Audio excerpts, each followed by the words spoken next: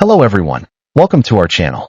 This isn't just another video you stumbled upon. This is a profound invitation, a moment etched in time, specifically for you. Forget what you think you know about quick fixes or superficial advice. This isn't about simply feeling better for an hour.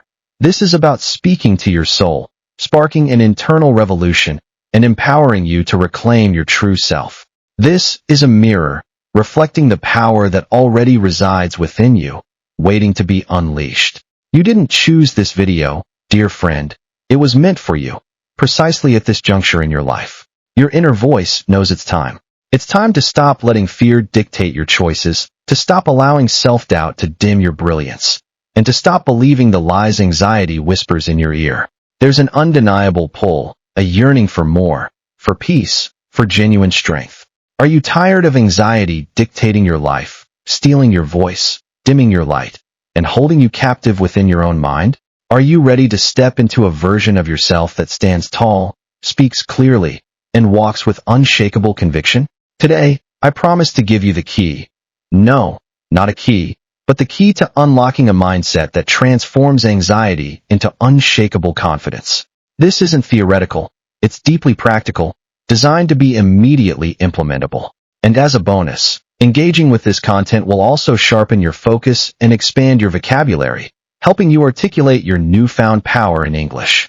This is your opportunity to rewrite your narrative, to step out of the shadows, and to embrace the vibrant, confident person you were always meant to be. Let's begin.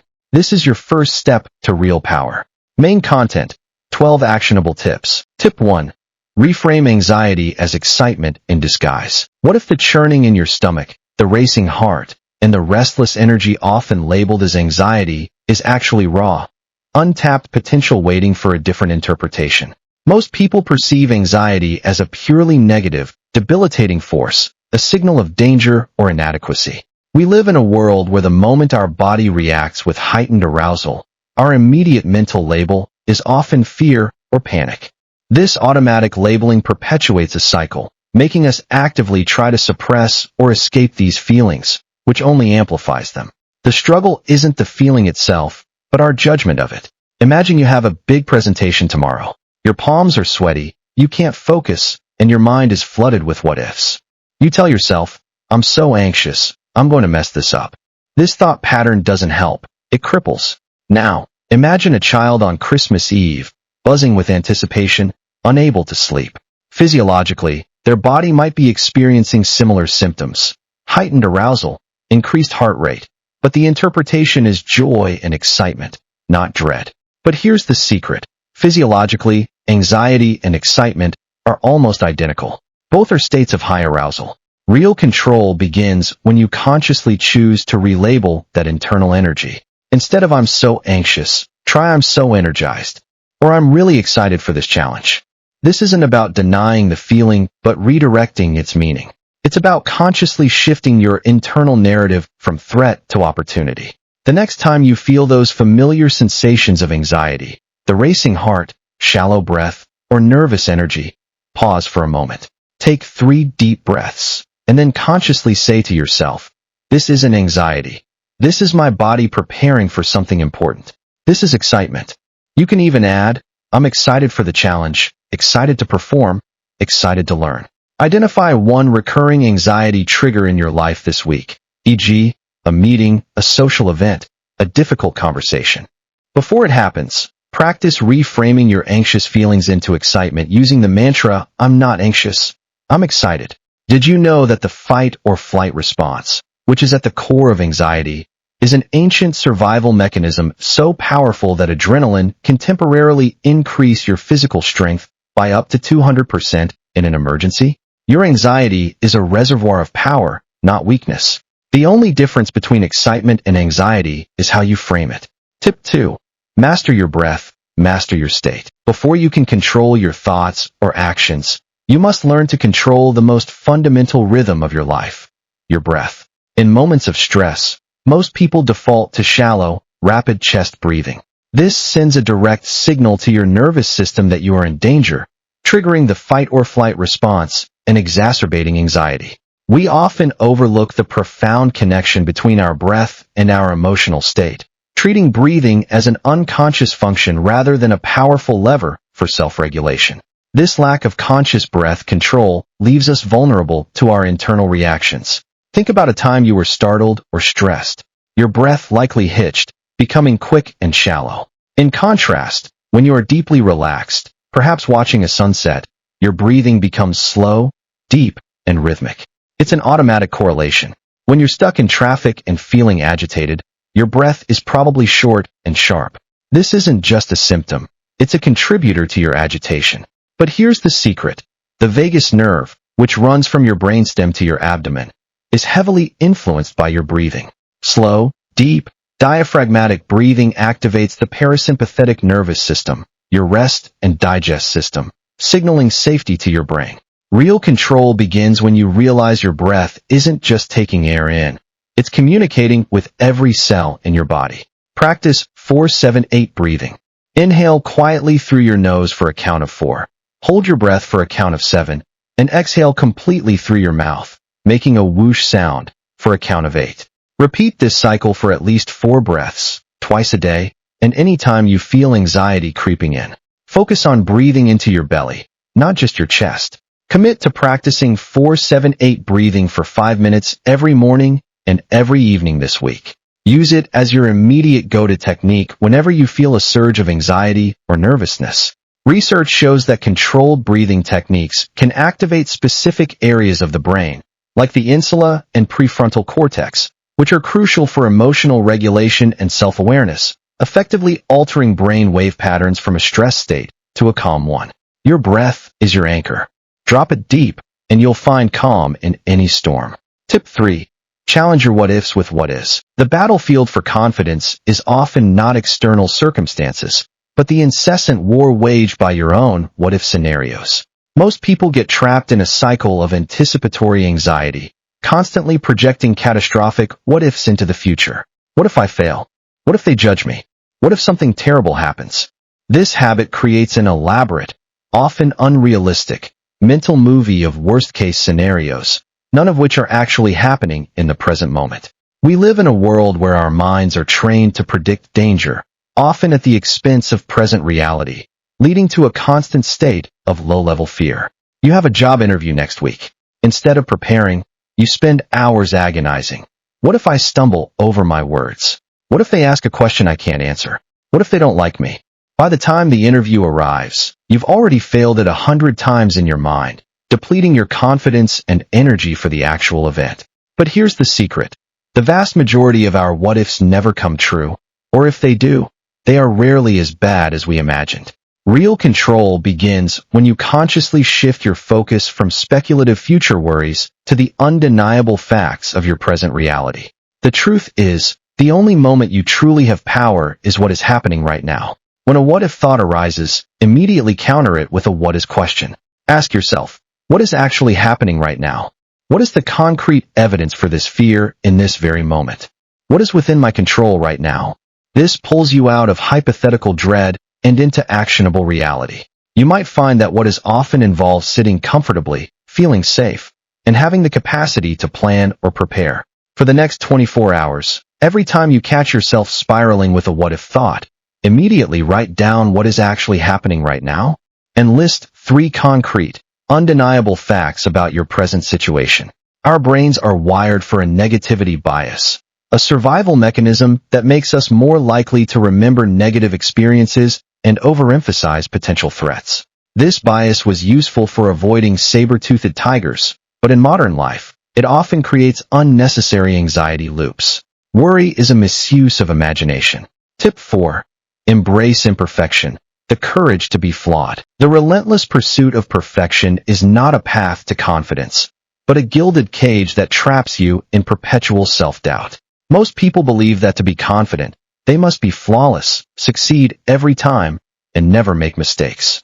We live in a world saturated with curated highlight reels on social media, creating an unrealistic standard of perfection that fuels comparison and shame. This mindset creates a paralyzing fear of failure, leading us to avoid taking risks, speaking up, or even trying new things, because the potential for imperfection feels too great. You want to start a new hobby, like painting, but but you're afraid your art won't be as good as others you see online. You procrastinate. You criticize your first few strokes, and eventually, you give up, convinced you're not good enough. Or, you hold back from sharing an idea at work because it might not be perfectly articulated, fearing judgment more than celebrating potential contribution. But here's the secret. True confidence isn't the absence of flaws. It's the courage to be imperfect. It's understanding that mistakes are not reflections of your worth, but essential data points for growth. Real control begins when you give yourself permission to be human, to learn, and to evolve. Recognizing that every successful person has a graveyard of failures that led to their triumphs. Practice radical self-acceptance. Consciously acknowledge your imperfections, your mistakes, and your areas for growth, not with judgment, but with curiosity and kindness. Start by identifying one thing you often criticize yourself for. Then, reframe it. I'm not bad at X. I'm learning X, and learning involves making mistakes. Share a minor flaw or mistake with a trusted friend, intentionally embracing vulnerability. This week, choose one task or situation where you usually strive for perfection and intentionally approach it with an 80% is good enough mindset. Allow yourself to be imperfect and observe how it feels to release that pressure. Studies show that perfectionism is strongly linked to anxiety, depression, and burnout. High achievers who embrace good enough often outperform perfectionists because they're more resilient and less prone to analysis paralysis. Authenticity is far more compelling than manufactured perfection. Tip 5. Practice mental rehearsal. Visualize success. Your mind is a powerful theater, and you are both the director and the star of your own future. Why are you choosing to rehearse scenes of fear instead of triumph? Most people unwittingly spend significant mental energy imagining negative outcomes, reinforcing their anxieties. We mentally practice failure, embarrassment, or awkwardness, without realizing that our brains don't fully differentiate between vivid imagination and reality. This constant negative rehearsal trains our neural pathways to expect and react to these unwanted scenarios, making them feel more likely and intensifying our fear. You have an important conversation coming up. Instead of preparing productively, you keep replaying worst-case scenarios in your head. You'll stutter, they'll dismiss you, you'll say the wrong thing. By the time the conversation actually happens, you're already tense and self-sabotaging because your brain has effectively practiced failure. But here's the secret. Just as you can rehearse failure, you can also rehearse success. Top athletes, performers, and public speakers have used mental rehearsal for decades to program their minds for optimal performance. Real control begins when you intentionally and vividly visualize yourself performing confidently and successfully, preparing your brain for the desired outcome. Dedicate 5 to 10 minutes each day to mental rehearsal. Close your eyes, take a few deep breaths, and vividly imagine yourself in a challenging situation, e.g., public speaking, meeting someone new, a difficult task. See yourself performing with confidence, grace, and ease. Hear the positive feedback. Feel the sense of accomplishment. Engage all your senses in this positive visualization. Before your next potentially anxiety-provoking event, even something small like making a phone call, spend 2 to 3 minutes vividly visualizing yourself successfully navigating it, feeling confident and calm throughout. Neuroscience research shows that mental imagery activates many of the same brain regions as actually performing the action.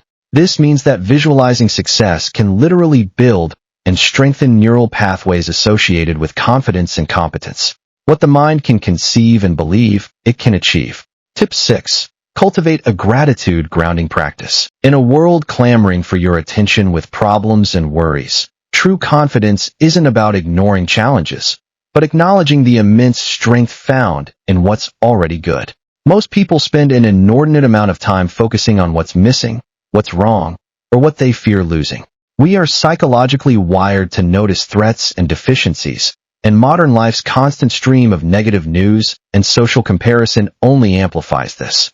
This perpetual focus on scarcity and negativity creates a fertile ground for anxiety, diminishing our sense of worth and capability. You're having a decent day, but one small inconvenience, a spilled coffee, a missed email, suddenly overshadows everything positive. You dwell on it, letting it color your entire mood, forgetting the warm morning coffee you did enjoy, or the productive conversation you did have. Your mind fixates on the perceived lack, spiraling into frustration or self-pity. But here's the secret.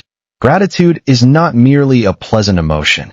It's a powerful psychological intervention that can rewire your brain. Real control begins when you intentionally shift your focus from what's missing to what's abundant, anchoring yourself in the present moment's blessings.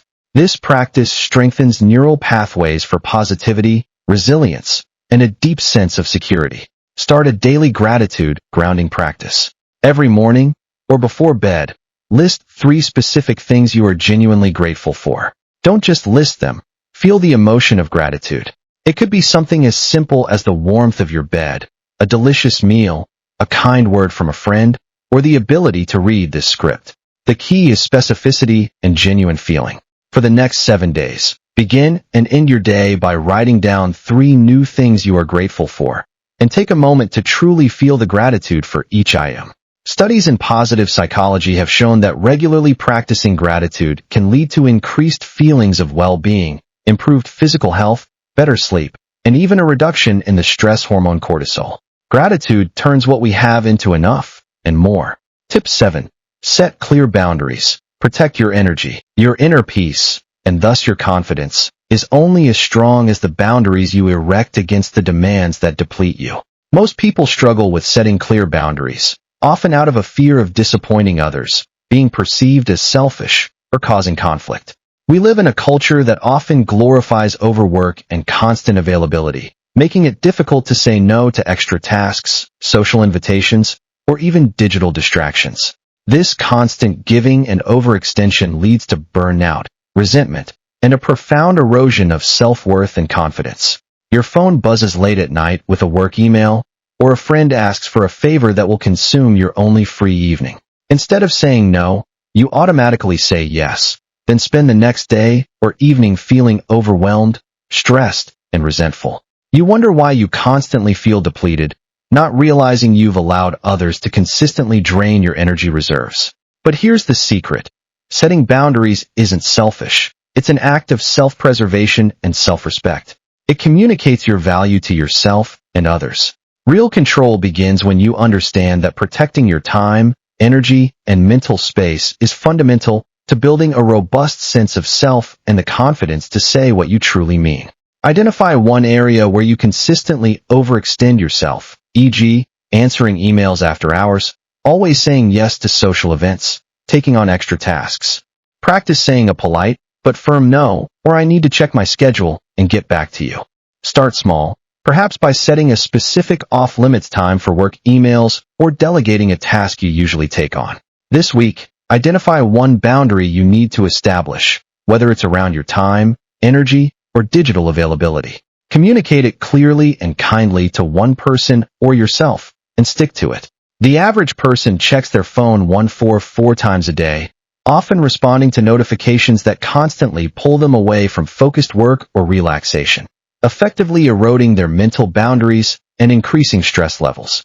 The most confident people are often the ones who are clearest about what they will and won't tolerate. Tip 8. Embrace tiny wins. Build momentum. The grand vision of confidence can feel overwhelming, but the path to unshakable self-belief is paved with a multitude of small, consistent victories. Most people tend to focus solely on monumental goals, overlooking the power of small, achievable steps. We often set unrealistic expectations, aiming for a perfect transformation overnight. When these ambitious, all-or-nothing goals inevitably prove challenging or impossible in the short term, we get discouraged, feel like failures, and our anxiety about ever achieving anything significant skyrockets. You decide you want to get fit. You plan to hit the gym for 2 hours every day, run 5 miles, and eat only salads. After 2 days, you're exhausted, sore, and craving a burger. You give up, feeling like you lack discipline and willpower. The huge, daunting goal immediately triggers a fear of failure, paralyzing your progress. But here's the secret. Confidence isn't built in giant leaps, but through consistent, tiny actions that create momentum. Real control begins when you break down intimidating goals into microscopic, easily achievable steps. Each tiny win releases a dose of dopamine, a feel-good neurotransmitter, reinforcing the behavior and building a cumulative sense of competence and self-efficacy. Take one overwhelming goal or anxiety trigger you have and break it down into the smallest possible, immediate action. If you want to write a book, your tiny win isn't write a chapter, it's write one sentence. If you fear social situations, your tiny win isn't go to a party, it's smile at one person. Celebrate these small wins, no matter how insignificant they seem. Identify one area where you feel stuck due to overwhelming anxiety. Break it down into the absolute smallest step you can take today, under 5 minutes of effort. Do it. Celebrate it. Then plan your next tiny win. The habit loop in our brain, cue, routine, reward, is powerfully reinforced by dopamine. Achieving small goals, even seemingly insignificant ones, floods your brain with dopamine, making you more likely to repeat the behavior and build confidence. The journey of 1,000 miles begins with a single step and the confidence to take the next one. Tip 9. Practice mindful self-compassion. In your quest for external approval and confidence, are you inadvertently becoming your own harshest critic, eroding the very foundation of self-worth? Most people treat themselves with less kindness and understanding than they would a close friend. When we make a mistake, experience a setback, or feel anxious, our immediate internal response is often harsh self-criticism, judgment, and self-blame. We live in a world that often rewards toughness and self-reliance, equating vulnerability with weakness, which makes it harder to extend compassion to ourselves, especially in moments of struggle. You make a small error at work, and immediately your inner voice screams, "You're so stupid. How could you be so careless? You're going to get fired."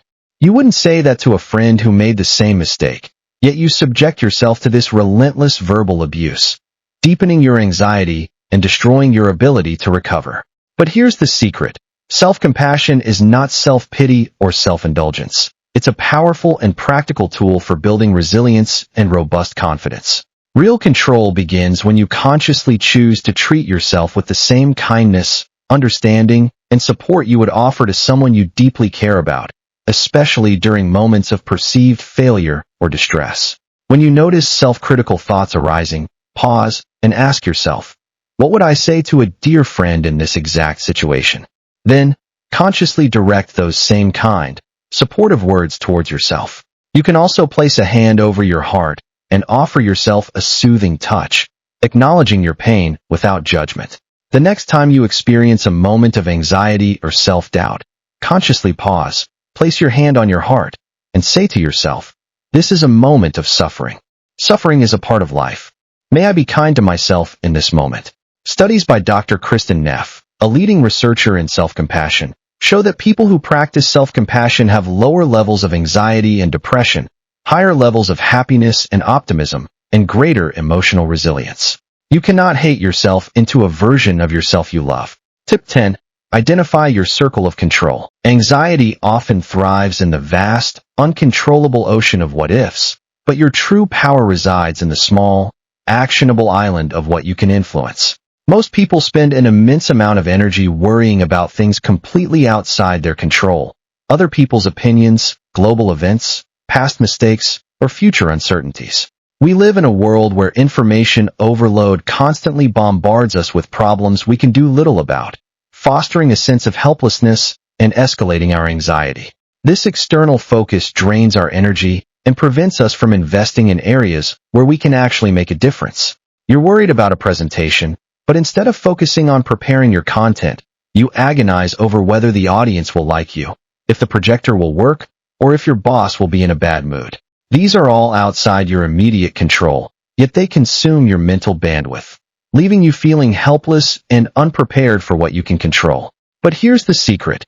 True serenity and confidence come from radical acceptance of what you cannot change and strategic focus on what you can.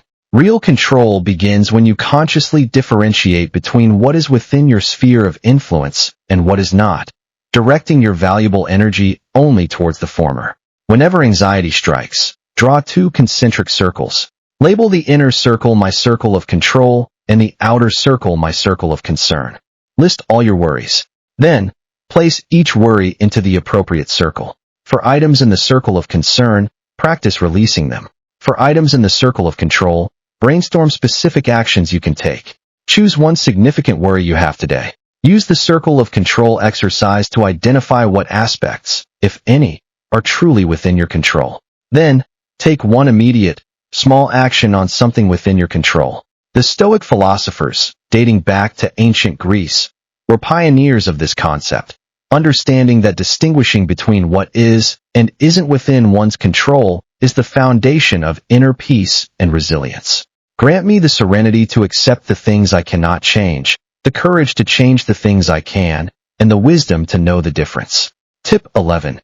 Embrace vulnerability, your path to connection. The paradox of confidence is that it's not built on an impenetrable shield, but on the courageous willingness to lower your guard and reveal your authentic self. Most people believe that to appear confident, they must hide their flaws, fears, and struggles, presenting a facade of strength and invincibility. We live in a society that often equates vulnerability with weakness, encouraging us to power through and maintain a stoic exterior. This fear of being seen as less than or rejected creates immense anxiety, leading to isolation and a profound sense of loneliness, even when surrounded by others. You're struggling with a project at work, but instead of asking for help or admitting you're overwhelmed, you pretend everything is fine. You isolate yourself, work late, and slowly burn out, all while your anxiety silently mounts, fueled by the fear of anyone discovering your perceived inadequacy. You miss out on potential support and connection. But here's the secret.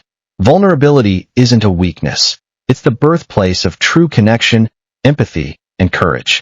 Real control begins when you understand that sharing your authentic self, including your imperfections and struggles, allows others to truly see you, fosters deeper relationships, and paradoxically, builds genuine confidence. It shows you trust yourself enough to be seen, warts and all. Practice brave sharing. Identify one small, low-risk vulnerability you can share with a trusted friend, family member, or colleague. It could be admitting you're having a bad day, asking for help with a small task, or sharing a fear about something minor. Observe how others respond. You might be surprised by their empathy and understanding. This week, make a conscious effort to share one genuine thought, feeling, or struggle with a trusted individual, rather than masking it. Allow yourself to be truly seen, even if for a moment. Research by Dr. Brené Brown demonstrates that vulnerability is not only essential for connection, but is also correlated with higher levels of courage, compassion, and meaningful living, directly contrasting the popular belief that it makes us weaker. Vulnerability is not winning or losing. It's having the courage to show up and be seen when we have no control over the outcome. Tip 12. Engage in intentional movement. Move your mood. Your anxiety isn't just in your head. It's often a physical manifestation, and one of the fastest ways to shift your mental state is to move your physical body. Most people, when feeling anxious, tend to freeze, withdraw, or become sedentary, exacerbating the physical sensations of anxiety. We often separate our minds from our bodies, believing that mental problems require purely mental solutions. This disconnect ignores the profound, bidirectional link between physical activity and psychological well-being, leaving us trapped in a loop of static, anxious energy. You're overwhelmed by a deadline, feeling restless but paralyzed. Instead of getting up and moving, you slump at your desk, scrolling on your phone, feeling the tension build in your shoulders and jaw. The anxiety feels stuck because your body isn't given an outlet for the energy it's generating. But here's the secret. Physical movement is a powerful anxiety reducer and mood elevator. Real control begins when you recognize that your body is a vessel for energy, and intentionally engaging it can release stored tension, flood your brain with feel-good chemicals, and shift your entire emotional state. It's a physiological reset button. Incorporate anxiety-busting movement into your daily routine. This doesn't mean rigorous workouts necessarily. It could be a brisk 10-minute walk, dancing to your favorite song, doing some gentle stretching, or even just pacing while on a phone call. The key is intentional, focused movement to discharge anxious energy. The very next time you feel a surge of anxiety, stand up and engage in 5 to 10 minutes of intentional movement, whether it's walking around the block, doing jumping jacks, or stretching. Notice how your mental state shifts. When your body is under stress, it releases hormones like cortisol and adrenaline. Physical activity helps to metabolize these stress hormones, effectively burning them off and signaling to your body that the perceived threat has passed. Movement is a medicine for creating change in a person's physical, emotional, and mental states. If you're still reading this, if you've absorbed these words, it's not by chance. It's because something deep within you yearns for transformation.